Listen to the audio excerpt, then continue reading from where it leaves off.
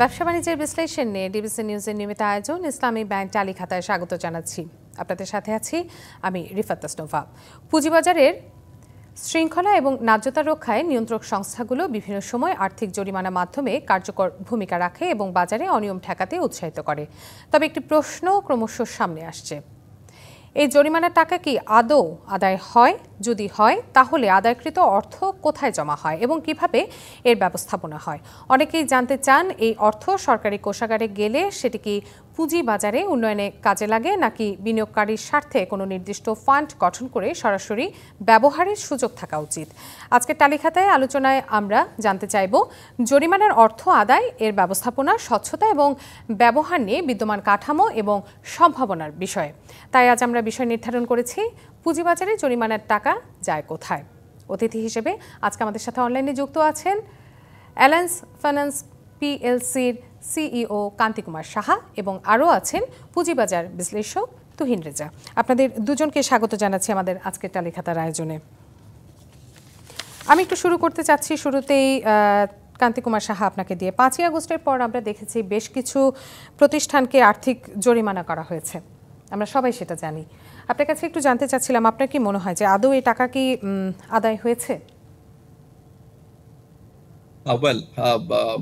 Actually জরিমানার যে করা হয় এবং সেটার সঙ্গে আরো কতগুলো প্রসেস রিলেটেড আছে। সো আদায় আপনি যদি বলেন যে একেবারেই প্রথমে গত বছর একটা বড় অ্যামাউন্টের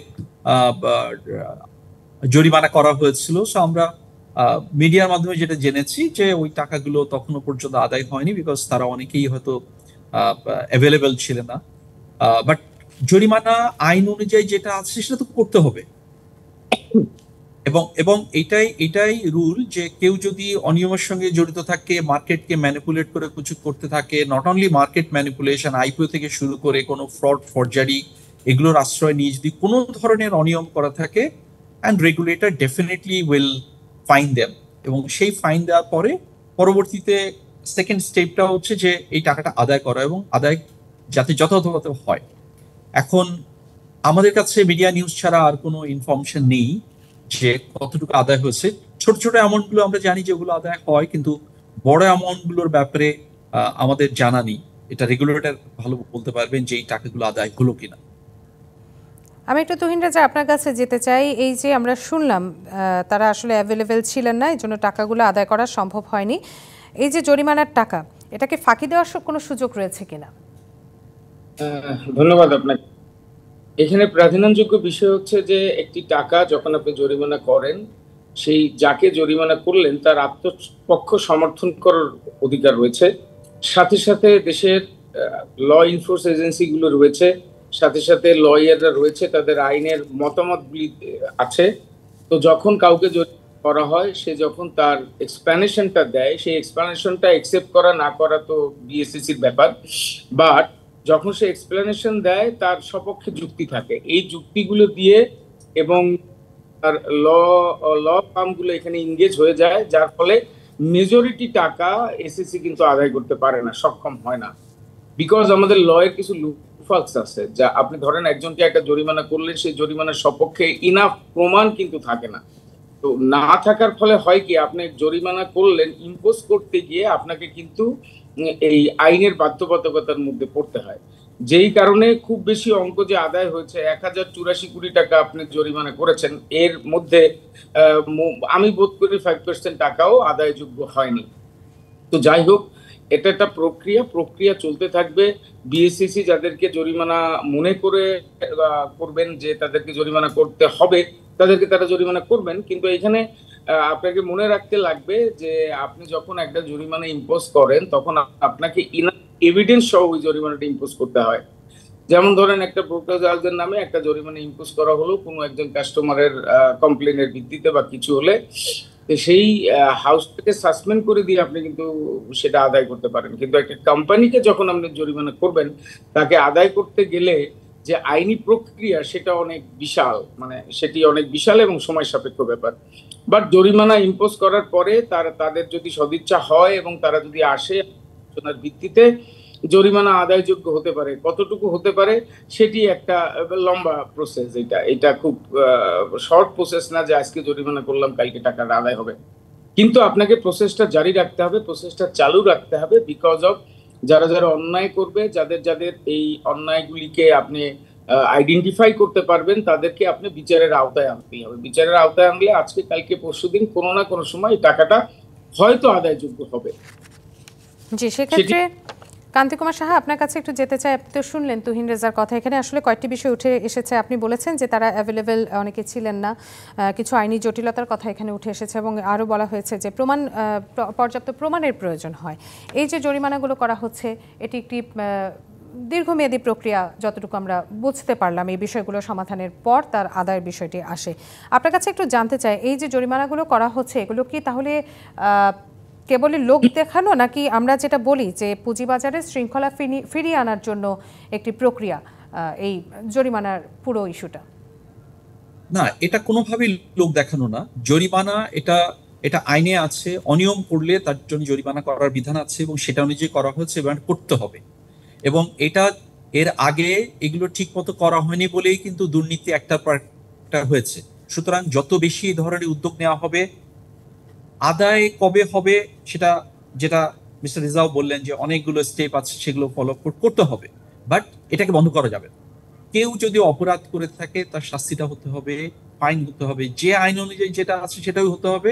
এবং এটা কোনোভাবেই লোক দেখানো না, রাদার এইটা করতে পারলে আমাদের মার্কেটে স্বচ্ছতা আসবে এবং যারা আগে দুর্নীতি করেছে তারা কিন্তু এটা থেকে লেসন নেবে যে না, এই কাজগুলো আর করা যাবে না। এখানে রেগুলার আছে, দে আর ভেরি স্ট্রং। এবং আমি পার্টিকুলারলি আপনাদের এখানে এই ফাইনের ব্যাপারে, পানিশমেন্টের ব্যাপারে very vocal from the very beginning, যে কোনো একটা অপরাধের জন্য কোনো একটা কাজ কেউ ম্যানিপুলেট করলো, সেখানে সে গেইন করলো 10 কোটি টাকা, তাকে 10 লাখ টাকা ফাইন, 15 লাখ টাকা ফাইন করতে কোনো লাভ হবে না, বিকজ এটা তার গায়ে লাগবে না। মনে হবে যে ঠিক আছে, আমি ফাইনটা দিও, আমি পার পেয়ে যাচ্ছি, and then I'll continue to do the same thing. সুতরাং বড় অ্যামাউন্টের ফাইন করাটা জরুরি এবং এটা আদায় হবে কি হবে না সেটা রেগুলেটরের ব্যাপার। রেগুলেটর প্রসেস ফলো করবে, আইনের ব্যাপারে যাবে, লয়াররা নিয়োগ করবে, এসিসির লয়ার থাকবে, যাকে ফাইন করা হয়েছে তার পক্ষের লয়ার থাকবে, they will fight it out and finally they will realise. But ফাইনটা এমন ভাবে হয় যে কারণ আমি যদি মনে হয় যে 10 কোটি টাকা অবৈধভাবে এখান থেকে সে টাকা বানিয়েছে, সুতরাং তাকে ওই পরিমাণ জরিমানা করতে হবে যাতে সে আর ফিউচারে এটা করতে আর ইন্টারেস্টেড না, সেভাবে যে না, আমি যদি ধরা পড়ে যাই তাহলে তো আমার এরকম বড় একটা ফাইন দিতে হবে। জি, এখানে যতটুকু আমরা বুঝতে পারলাম যে ফাইন এমন ভাবে করতে হবে যেন সেটা আদায় সাপেক্ষ হয় এবং এই ধরনের ফাইন জরিমানাগুলোকে আপনি বলছেন যে পরবর্তীতে আসলে শৃঙ্খলা ফিরিয়ে আনার ব্যাপারে এগুলো সহায়ক হবে, কারণ জবাবদিহিতা এবং জরিমানা এই বিষয়গুলো আসলে যে কোনো প্রতিষ্ঠানের বলেন কিংবা যে কোনো সংস্থার বলেন, জবাবদিহিতা এবং জরিমানা দুটি কিন্তু শৃঙ্খলা ফিরিয়ে আনার জন্য কার্যকরী ভূমিকা পালন করে। আমরা দুজন আপনাদের কাছে আমরা আলোচনায় আসবো, কান্তি কুমার সাহা এবং তুহিন রেজা, কিন্তু তার আগে আমরা একটি ছোট্ট বিরতি নিব। বিরতির পর আবারও ফিরছি। আবারও স্বাগত জানাচ্ছি ব্যবসা বাণিজ্যের বিশ্লেষণ নিয়ে ডিবিসি নিউজের নিয়মিত আয়োজন ইসলামিক ব্যাংক টালিখাতায়। আমাদের আজকের আলোচনার বিষয় পুঁজিবাজারে জরিমানার টাকা যায় কোথায়। আলোচনা করতে আমাদের সাথে যুক্ত আছেন কান্তি কুমার সাহা এবং আছেন পুঁজিবাজার বিশ্লেষক তুহিন রেজা। এই পর্যায়ে আমি একটু কান্তি কুমার সাহা আবারও আপনার কাছে যেতে চাচ্ছি। কমিশন যদি মনে করে যে এই আদায়কৃত অর্থ তারা বা এই জরিমানার টাকা তারা আদায় করবেন, তাহলে এই অর্থটার ব্যবস্থাপনা আসলে কেমন হতে পারে?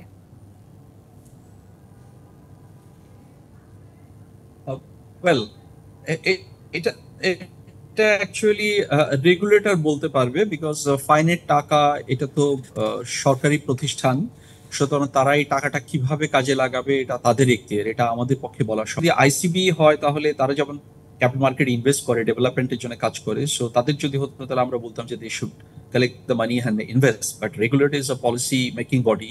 সুতরাং এসিসি এই টাকাটা কিভাবে করবে তাদের এটা ইন্টারনাল ব্যাপার, এটা আমরা তাদের কাছ থেকে জানতে হবে। তুহিন রেজা, আপনার কাছে যদি আমি একই প্রশ্ন একটু করি, তাহলে আপনার কি মনে হয় আসলে এই অর্থের ব্যবস্থাপনা কিভাবে হওয়া উচিত?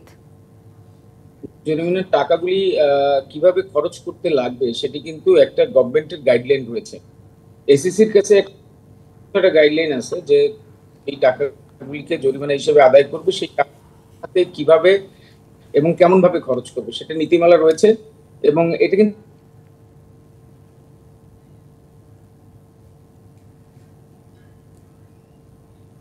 এসিসি রয়েছে, টাকাগুলি খরচ করবে, কোথায় কোথায় খরচ করবে, কিভাবে খরচ করবে, এটার গাইডলাইন দেয়া আছে। কিন্তু মেজরিটি ক্ষেত্রে যেহেতু বেশি জরিমানার টাকা, এটি নিয়ে অনেক বেশি কিন্তু কথাও হয় না। এবং আমরা এটির স্বচ্ছতা জবাবদিহিতা নিয়েও কোনো প্রশ্ন করতে পারি না, বিকজ অফ মোটা অঙ্কের টাকা কখনোই জরিমানা আদায় হয়েছে বলে আমরা জানি না। 5 লাখ, 10 লাখ, 2 লাখ, 1 লাখ যে টাকাগুলি আদায়যোগ্য হয় সেই টাকাগুলি নিয়ে মানুষ বেশি প্রশ্ন করে না। যদি মানে 1074 কোটি টাকা জরিমানা ইম্পোজ করা হয়েছে, এটার মধ্যে একটা বড় অঙ্ক আসে, 200-300 কোটি টাকা আসে, তখন কিন্তু মানুষ প্রশ্ন করবে যে 300 কোটি টাকার কুশন নিয়ে আপনি কি করবেন।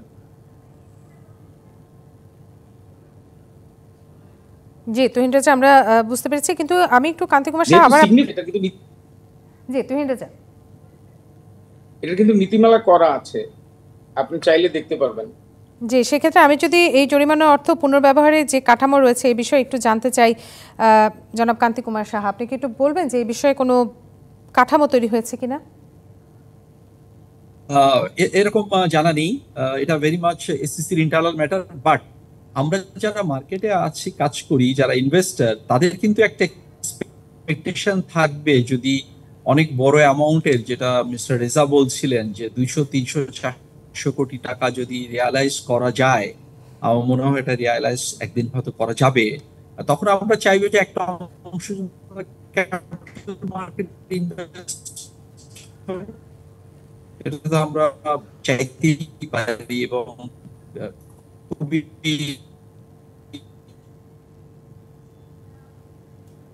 জি তুহিন রাজা, আপনার কাছে একটু যাই, একটা দাবি আমাদের। জি জনাব তুহিন রাজা, আপনার কাছে একটু যেতে চাই যে এক্ষেত্রে আমরা যদি বলি যে আমাদের পার্শ্ববর্তী যে দেশগুলো রয়েছে, ভারত রয়েছে, কিংবা আমরা যদি যুক্তরাষ্ট্রের কথা বলি একটু, সেক্ষেত্রে বিনিয়োগকারীদের সুরক্ষা তহবিল তারা কিভাবে মেনটেন করছে সে দেশে? তাদের সুরক্ষা তহবিলের কিন্তু অনেকগুলি ব্যাপার এখানে জড়িত।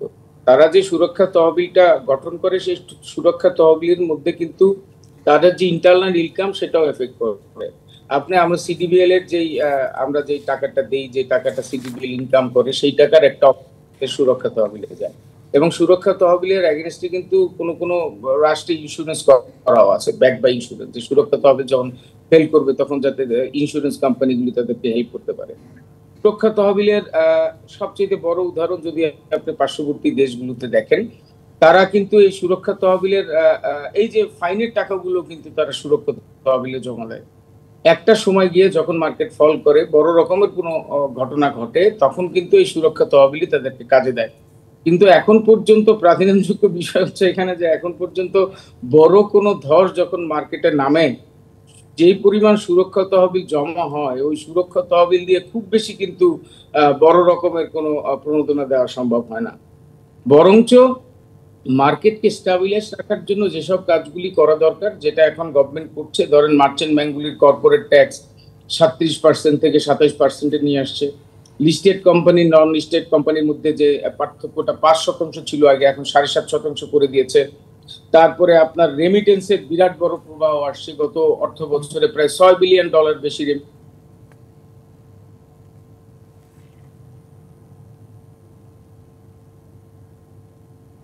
জি কান্তি কুমার সাহা, আমরা দেখতে পাচ্ছি যে আমাদের আজকে হয়তো 30.24 বিলিয়ন ডলার, সেখানে বিলিয়ন ডলার রেমিটেন্স আনতে পেরেছি। আমাদের রিজার্ভ প্রায় 30 বিলিয়ন ডলারের কাছাকাছি, একটু কম বেশি। তো আর্থিক খাতে ব্যাংকগুলো ঘুরে দাঁড়াচ্ছে। এখন যেটা দেখার বিষয় হচ্ছে যে ব্যাংকগুলোর যে পয়সা মানুষজন পেতেন, পয়সা উঠাতে তারা পারছিলেন না, তাদের ব্যাংকের নন পেমেন্টের জায়গায় চলে গেছিলেন, তাদের পুঁজির সংকট ছিল, সেটি কিন্তু আস্তে আস্তে করে কাটতে শুরু করেছে। এবং মার্কেটে দেখবেন আপনি গত 2 দিনে সেক্ষেত্রে আমরা কিন্তু একটা বিষয় লক্ষ্য করেছি যে জরিমানা বেশি করা হলেও পুরো টাকাটা কিন্তু ট্রেড আপনি যদি দেখেন, তো এটা কিন্তু সিগনিফিকেন্স আস্থা ফিরে আসছে, যেহেতু একটা নির্বাচনের ডেট রোডম্যাপ ঘোষণা হয়ে গেছে, যেহেতু আপনি দেখবেন রেমিটেন্স প্রবাহ বেড়েছে, ব্যাংকগুলো একটু সচল হয়ে গেছে, এবং যে সমস্ত কোম্পানিগুলি আর্থিক খাতে কাজ করে রিলেটেড, তো সব একের সাথে অন্যের রিলেটেড, এই রিলেশনশিপে আজকে কিন্তু মার্কেটে ট্রেড বেড়েছে, যেখানে 200 থেকে 300 কোটি টাকা ট্রেড হতো এবং বটম লাইনে চলে গিয়েছিল মার্কেট, সেখান থেকে বটম লাইন থেকে সে ব্যাক করেছে। এখন এটা দেখতে লাগবে যে আমার SSC, security and exchange commission এবং ব্যাংকগুলোর যে অবস্থা, সেই অবস্থাগুলি কোথায় গিয়ে দাঁড়ায়, এবং রাজনৈতিক সহিংসতা যদি বেড়ে যায়, যদি আবার আপনি মাল এক্সপোর্ট করতে না পারেন, যদি আবার হরতাল হয়, যদি আবার অবরোধ হয়, এই সমস্ত জিনিস যদি হয় তাহলে আবার মার্কেটে টানাপোড়েন সৃষ্টি হবে।